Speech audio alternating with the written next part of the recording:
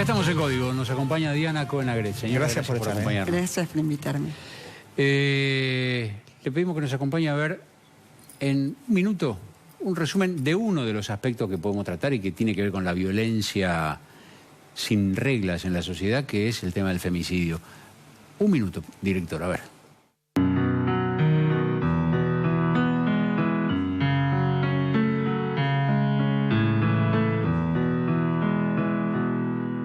Durante el 2016 se registraron 290 casos de femicidio en todo el país. 102 mujeres fueron asesinadas por su esposo, pareja o novio. 10 estaban embarazadas. 31 sufrieron signos de abuso sexual. De los femicidas, 49 se suicidaron después de cometer el asesinato. 19 pertenecían a las fuerzas de seguridad. 18 tenían orden de exclusión del hogar. En lo que va del 2017 se registraron 69 femicidios. Los casos más recientes: Florencia Di Marco tenía 12 años. El 24 de marzo fue encontrada en Pringles, San Luis, violada y asesinada. Micaela García tenía 21 años. El 8 de abril apareció muerta bajo un árbol en Gualeguay, Entre Ríos. Ornella Dottori tenía 16 años. El 12 de abril encontraron su cuerpo en la ciudad de Alberdi, Tucumán, con golpes y signos de violación. Estaba embarazada de 6 semanas. Son datos, ¿no? Son datos puestos así, parecen simplemente una estadística. Atrás hay nombres, historias, dolores, familias. Hay una chica que todavía no aparece, que es Araceli, en la ciudad de San Martín. Y esto es, nos parece, o no sé si a usted le parece, esto es lo más visible de un estado de violencia en la sociedad, en las relaciones intrasociales muy grandes. Sí, igualmente habría que distinguir ahí dos fenómenos distintos. O sea, por un lado está lo que sería la violencia de género o las violaciones, y por otro lado la violencia doméstica, que es cuando sucede en el interior del hogar. Creo que es una distinción muy importante, porque no es lo mismo un femicidio dentro en una casa, una relación de pareja obviamente destruida, que una chiquita que es violada y aparecen los restos en medio del pasto. Entonces, creo que en el primer caso, cuando se trata de qué pasa con un hogar que se ve destruido ante un femicidio, creo que realmente hay que trabajar en género y en educación, pero eso va a llevar muchísimos años, porque es una cuestión cultural, que además lamentablemente se da en muchos países del mundo, no es solamente acá en la Argentina. Ahora, respecto de las violaciones, yo creo que acá en la Argentina se está tratando de descubrir la cuadratura del círculo y es imposible. ¿Por qué? A ver, ¿qué sería? Claro, porque en otros países está muy claro que lo fundamental para tratar la violación es contar con un banco de datos genéticos. Un banco de datos genéticos permite que una vez que hay una violación se extrae una muestra de ADN de ese escenario y se guarda. Entonces, cuando se produce una segunda violación, se pueden comparar las muestras entre sí para ver si se trata del mismo autor. Correcto. Ahora, ¿qué pasa? Acá en la Argentina se hizo una ley, se promulgó una ley hace un par de años atrás, que en realidad nunca se llegó a reglamentar. De todas maneras, yo digo, menos mal que no se reglamentó, porque la ley como está no sirve, porque tiene dos defectos. En primer lugar, el hecho de que la ley solamente se aplica para femicidas, y la verdad que yo no entiendo por qué, para violadores, ¿no es así? Y no entiendo por qué no se aplica para homicidas y para el delito contra la vida en general. O sea que ahí hay una discriminación que realmente no tiene sentido. Dice como que se jerarquiza al femicida de algún modo. Pero ¿sabe por qué se lo jerarquiza, Julio? Porque en el mundo entero hay una tasa de homicidios muy baja. Por ejemplo, en España es 1,2. En cambio, hay muchos femicidios. Lo mismo en los países del norte, Finlandia, Noruega, por poner una expresión. Entonces acá, como nos copiamos todos, solamente se piensa en que aquellos delitos que tienen que ser castigados o por lo menos tratados por el Estado son los femicidios, cuando en realidad son todos. Entonces, volviendo al tema de la técnica de las muestras, el segundo defecto es que la ley que se promulgó declaraba que se iba a tomar la muestra una vez que el imputado fuera condenado. Eso significa que si un chico viola y es descubierto a los 20 años y recién es condenado a los 30, Entonces esa persona tiene 10 años para poder seguir violando. Correcto. Sin que sus muestras se puedan comparar con otras violaciones. ¿Qué es lo que pasó efectivamente en este caso? Si se hubiera contado con un banco de datos genéticos, entonces se habría podido comparar las muestras y evitar lo que realmente sucedió. Esa es una parte de la cuestión. La otra parte de la cuestión es el Poder Judicial. En el Poder Judicial, yo digo, es el cáncer de la Argentina. O sea, fíjese que estamos con el Poder Legislativo que funciona mal porque estábamos antes hablando de leyes que se promulgaron, que no se reglamentaron y que además estaban mal hechas. Y ahora tengo que hablar del Poder Judicial. Porque el Poder Judicial es un poder que se mira todo el tiempo el ombligo a sí mismo. Fíjese, nosotros los ciudadanos de a pie miramos azorado lo que pasa con el Consejo de la Magistratura, con los jueces que se acusan entre sí. Es como que es una corporación absolutamente cerrada y nosotros tenemos que asistir espantados a toda la complejidad y a toda la corrupción interna. Mientras tanto, ¿cómo quedamos nosotros? Absolutamente desamparados. ¿Por qué? Porque el Poder Judicial, así como el juez Rossi hizo lo que hizo, también repite la misma historia de desatención a la ciudadanía, que se repite una y otra vez. Lo vimos ya en el caso de Axel López. En el caso de Axel López, yo estuve todas las sesiones, fue vergonzoso. ¿Por qué? Porque en realidad... Recuérdanos el caso de Axel López. El caso de Axel López... él permitió, tiene varios, voy a referirme solamente a los de femicidio. El Axel López, entre otros, dejó libre a un violador que después terminó asesinando a Soledad Barnia, cuyo papá está en Usina de Justicia, forma parte de Usina. Perdón, es defendido por Raúl Zaffaroni, ¿no? Después, en el Axel López, sí. Bueno, Soledad en realidad vivía en un departamento por Caballito, por el Sí Campeador. Vino un vecino que ella conocía, le abre la puerta, bueno, termina violándola y matándola. Entonces, ¿qué había pasado? Que este señor había estado preso por violador y lo habían liberado. Después, bueno, hubo otro caso que es el de Tatiana Colosies, de un individuo que fue liberado y fue al Chaco y la violó. Y bueno, también el caso de Matías Baniato, que dejó entrar al asesino de su familia. Ahora fíjese, cuando se hizo el jury a Axel López, lo defendió Zaffaroni, a pesar de que él no podía defenderlo. Entonces, el colegio de abogados o quienes dan la matrícula hicieron una excepción. Y todo el juicio fue una vergüenza y un simulacro. ¿Por qué? Porque estaba el pobre médico forense, el pobre perito, que él había desaconsejado que liberaran al asesino de Tatiana Colosies. Y sin embargo, Axel López hizo caso omiso y lo liberó. Y el juicio era al pobre perito forense, no era Axel López. Entonces, eso es muy loco y además estaba defendido por Zaffaroni. Entonces, discúlpeme, fue un gran simulacro, además yo quiero decirlo porque me avergüenza, donde supuestamente había distintos testimonios que iban a participar del juicio. Entre ellos, el juez Slokar, Alejandra Slokar, la doctora Ana María Figueroa, Berbisky. Bueno, cuando se le fue a pedir, porque en realidad los que prestaron su testimonio fueron solamente un par de personas, bastante desconocidas para el gran público. Cuando se le fue a pedir los testimonios, dijeron, no, están escritos, bueno, se nos pueden dar. Dijeron que no, que eran secretos. En realidad el juicio era oral y público, tanto es así que estuve yo como podía estar cualquiera. Entonces no podían ser secretos esos testimonios. Sintéticamente no los habían escrito y fue toda una gran payasada, un simulacro que es en el fondo una falta de respeto a la ciudadanía. Usted mencionaba estos casos y mencionaba particularmente el comportamiento de los jueces.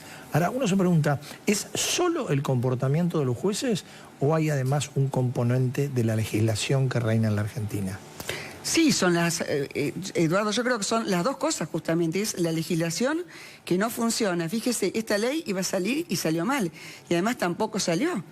Si hubiese existido esa ley realmente habría, obviamente, si hubiese habido un control, lo que pasa es que no hay control de nada. Bueno, a ver, yo le comento, por ejemplo, uno se entera que en la ciudad de Rosario, de cada 45 detenidos que salen con salida transitoria, la mitad no vuelve. Pero por supuesto. Entonces, porque, bueno, ahí hay algo. Bueno, por ahí hay otro tema. Y lo que está funcionando mal es que a los 15 años una persona, un sujeto, puede tener salidas transitorias. Si esa persona, por ejemplo, tiene perpetua, que son 35 años, vamos a poner el máximo de los casos, significa que le esperan 20 años. Entonces, por una cuestión de sentido común, no vuelven. Ahora, ¿qué es lo que dicen los legisladores? Lo que pasa es que las leyes Bloomberg cascotearon todo el Código Penal. No es que lo cascotearon, lo que pasó es que no se animaron a subir las penas para los otros delitos. Por eso se cascoteó. ¿Se entiende esto? Sí. Como Bloomberg solicitó que se aumentaran las penas para determinados delitos, secuestro extorsivo y algunos más, entonces ahí hubo un desbalanceo del código. Pero no es responsabilidad del código, sino que no quisieron elevar las otras penas. ¿Por qué? Porque vivimos en un país impune, es el reino de la impunidad. ¿Cómo se soluciona? Porque, por ejemplo, yo le digo esto, ahí tengo unas declaraciones del presidente Macri de ayer sobre el caso de esta chica Micaela que apareció muerta, asesinada en Gualeguay. Dice, el presidente dijo que los jueces se hagan cargo, ellos están transformando las cárceles en puertas giratorias. Uno dice, bueno, es un discurso desde el poder, se hará algo, pero muchas veces escuchamos discursos del poder y nunca se hizo nada, y el país sigue habiendo impunidad y hay una violencia creciente porque está la sensación de que la violencia nadie la castiga después. Porque la justicia está totalmente ideologizada y uno de los enemigos que tenemos son todos los defensores de los famosos derechos humanos. Y cuando, por ejemplo, uno plantea ¿por qué no salió esta ley de los violadores del banco de datos genéticos? Porque, bueno, eso es invadir la privacidad, es estigmatizar al violador. Y es muy loco todo, porque en otros países, realmente yo digo, acá se quiere descubrir la cuadratura del círculo. ¿Por qué? Porque en España, por ejemplo, y esto salió en el diario El País, cosa que el público lo puede cotejar en el artículo entero en El País. Y se hizo un estudio, un tratamiento para violadores. Y ese tratamiento duró como 4 años, hubo un seguimiento, era un tratamiento psicológico, químico, bueno, de distinto tipo, muy completo, y realmente fue una especie de experiencia con ese delito. Bueno, se comprobó que solamente el 8% no volvió a violar. O sea que el 92%, reincidió. Entonces, ¿qué estamos esperando? ¿Qué estamos haciendo cuando largamos asesinos y violadores a la calle? Lo que pasa es que usted dice, no, ¿cómo le vamos a sacar las áreas transitorias? ¿Cómo vamos a hacer una cosa, cómo vamos a hacer la otra? Bueno, se trata al delincuente o al asesino, al violador, como una víctima. Se trata de las víctimas, ¿quién se ocupa? ¿Solamente las ONG como ustedes? Sí, ¿O encuentran algún eco en algún lado? No, lamentablemente nadie. Le voy a decir un dato concreto, discúlpeme, perdón, porque esto es interesante que la gente lo sepa. El otro día, hubo una serie de sesiones en el Senado respecto de la ley de víctimas. Y se dio la participación de víctimas y también de gente del poder. Estuvo, por ejemplo, la defensora general de la Nación, Estela Maris Martínez, y ella decía que, que en realidad ellos habían tratado, que eran como 30 personas que estaban a disposición de las víctimas, pero solamente habían tratado a violencia de género, trata y violencia institucional. Le aclaro que esa defensoría tiene un presupuesto de 3.000 millones de pesos. No, ¿cuánto? 3.000 millones, que está obviamente subejecutado. Entonces, cuando las víctimas pedimos un abogado, porque ese es el otro tema, fíjese cómo es en otros países, por ejemplo, está el fiscal que representa a la sociedad y como la víctima es parte de la sociedad, también representa los intereses de la víctima. Por otro lado, está el defensor oficial y el juez es un juez imparcial que tiene que juzgar precisamente las dos partes. Acá en la Argentina tenemos al defensor oficial que patrocina gratuitamente al violador y al asesino, tenemos al juez que es imparcial y tenemos al fiscal que en realidad tiene la obligación de guardar objetividad, con lo cual no necesariamente acompaña a la víctima. O sea que la víctima es una huérfana procesal, está sola, no tiene a nadie. Y además un abogado defensor, un abogado que en realidad en este caso sería querellante, sale entre $30.000 y $50.000. Entonces, ¿cuál es el desenlace de esta injusta justicia? Porque en realidad tiene todas las de ganar quien violó o mató y todas las de perder aquel que precisamente lo único que hizo fue salir a la calle, los familiares, porque ya el muerto está muerto. ¿Qué es lo que hace la justicia? Precisamente dice, no tenemos plata, no hay presupuesto, o salen los derechos humanos, que cómo se va a castigar con cárcel cuando la cárcel es en realidad la escuela del delito. Estamos de acuerdo que la cárcel es la escuela del delito. Lo que hay que hacer es precisamente ejecutar también en la cárcel el presupuesto que también está subejecutado. Lo que pasa es que acá no se quieren construir cárceles, se piensa que la cárcel es se criminaliza al violador o al asesino. Sí, sí. Y además, como decía ayer el fiscal Ocampo en un programa de televisión, ¿ustedes saben lo que significa estar en una cárcel? Y yo le digo, ¿ustedes saben lo que significa ir a ver al hijo al cementerio? Tenemos en Usina de Justicia otro caso que tiene que ver con la violencia y con la idiotez realmente del poder en la Argentina. La semana pasada pasó, el domingo, el caso de Balbo, ¿no? Este chico que mataron en la cancha. En Córdoba.